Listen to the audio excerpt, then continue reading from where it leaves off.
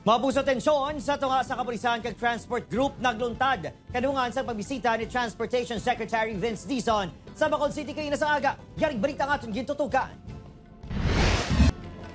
Nagtugas ang tensyon ang pagtipon sa United Negros Transport Coalition kag mga progresibong grupo sa Bacolod City Government Center grounds. Agud bibihon ang pag-abot ni Transportation Secretary Vince Dizon sa Bacolod City agud makigsapol sa LGU. Ini matapos yagin pangsita ni Bacolod City Police Director Colonel Jores Coronica ang grupo.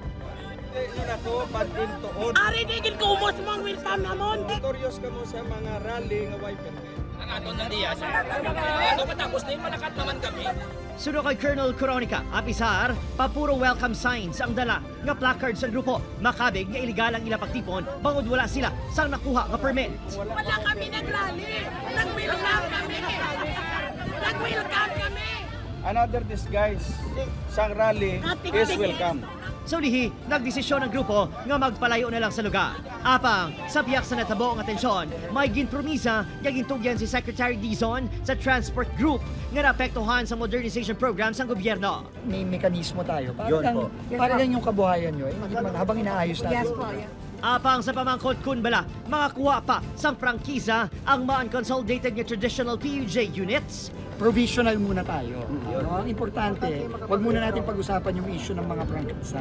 The most important thing is, yung kabuhayan na yan, maibalik natin. Sa ulihi, gintugyan sang grupo ang ilang position paper nga nagapamatok sa Transport Modernization Program. Nagpasalig naman ang sekretaryo nga i-review ang programa.